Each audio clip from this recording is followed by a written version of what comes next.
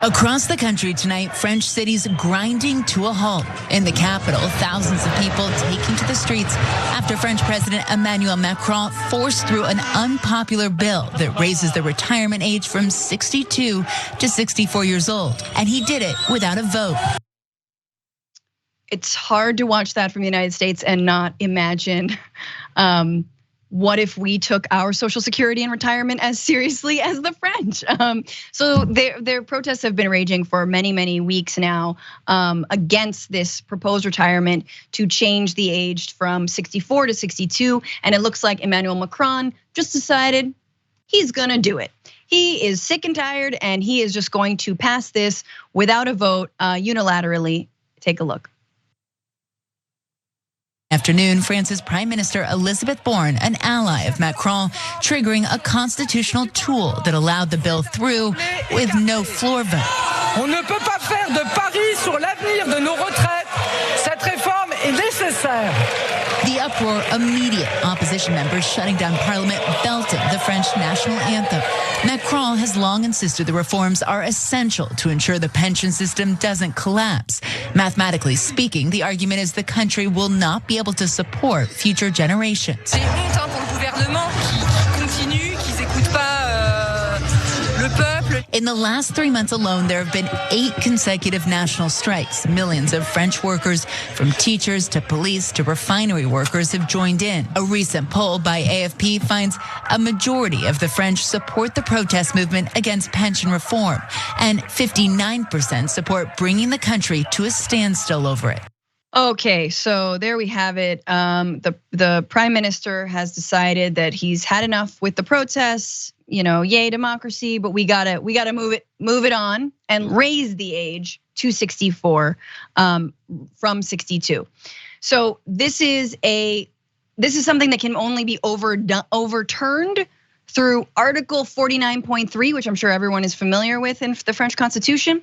It is widely seen, however, as a perilous move for the government, as it allows MPs to put forward a motion of no confidence within 24 hours. The short term, the government will have to survive several motions of no confidence that are expected to be voted on Monday. This is graphic 2. Macron's government has faced down motions of no confidence in the past, but the stakes are much higher this time around. So they could revoke this bill through this no confidence vote. That means also that Macron's government would have to resign. So I think the real question is, do French people and workers and the 64% who oppose raising the retirement age, do they have allies inside of parliament? But I guess just overall thoughts on this move, Farron, from Macron to do this unilaterally. Yeah, I mean, it's certainly something that obviously just goes against the will of pretty much everybody that's out in the street. But watching this story and then comparing it to what's happening here, because we do have Republicans kicking around the idea, let's raise the retirement age of Social Security. We don't have nationwide protests. We don't have people in the streets. We don't have this unified public saying, no, this is our safety net program. We've paid into it our whole lives.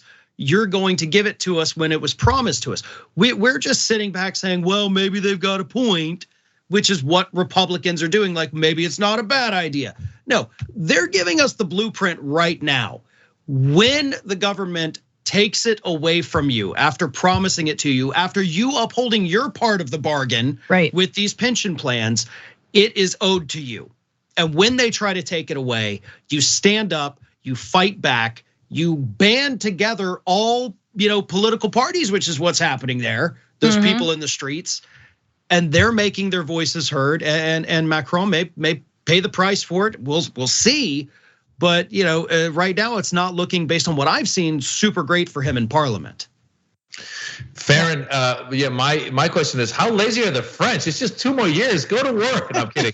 But no, you're absolutely right about how I think the people that get affected by Social Security here, at least on the right, I think they fall for all the shiny objects, right? They say, oh, look, they're grooming our kids, LGBTQ, drag shows, all that stuff. And they basically lull those people into not realizing that they're gonna be taking away their Social Security, or as Rick Scott had said famously, we wanna try to pass it every few years. And of course, Biden called them out in the State of the Union speech. And I think some people maybe woke up to it, but you're right. We are in no way, I think a lot of times the people that are affected most by the right pushing corporate agenda and taking away any kind of benefits that Americans have coming their way, the people that are affected the most also are the ones who support these people the most. A lot of times you go, how do you not see that these programs are gonna hurt you? And they go, well, there's immigrants coming in, so whatever McCarthy and whoever else says, I'm gonna go with it. So we could learn from the French, and we should realize that our benefits are on the chopping blocks as well. Absolutely, and interestingly, Trump is trying to hit DeSantis specifically and precisely on like his proposals to cut Social Security and Medicare. But I wanted to just early shout out a commenter, which I think is it brings up a really important point. OJam says, I mentioned yesterday, but this is gonna sweep Le Pen into power in the next French election. The left will abstain out of dejection and protest, and the right will win. Then this might kill the EU. That's getting very, very ahead of ourselves. But it's important to remember that Macron won by the skin of his teeth, that Le Pen got a huge percentage of the vote, and that absolutely the right populists, so faux populists as they are, seize upon these moments, use it to then again ram down their xenophobia down people's throats, but then attach it to like, oh, but workers' rights kind of, right? They pretend as if they're in solidarity with retiring folks. And then they come into power, and then you've got Donald Trump, right? That's what you will get on your hands. And neoliberals and centrists consistently miss out on being able to stave fascism off. And here you go once again. And for those who think like, what are we talking about? I just quickly, before we break, have to show the kinds of protests that have been going on. We got oil shipments halted by strikes at several refineries, workers also cutting France's nuclear output, garbage collectors on strike, flights canceled, trains entirely stopped, dock workers blockading seaports. You've got meatpacking and auto manufacturing workers walking off the job. 60% of teachers walked off the job. So estimates are 3.5 million people have been involved in this protest. So nothing but solidarity and a shout out to the French. And we will see how this all shakes out. Thanks for watching The Young Turks, really appreciate it. Another way to show support is through YouTube memberships. You'll get to interact with us more. There's live chat emojis, badges. You've got emojis of me, Anna, John, JR. So those are super fun. But you also get playback of our exclusive member-only shows and specials right after they air. So all of that, all you gotta do is click that join button right underneath the video. Thank you.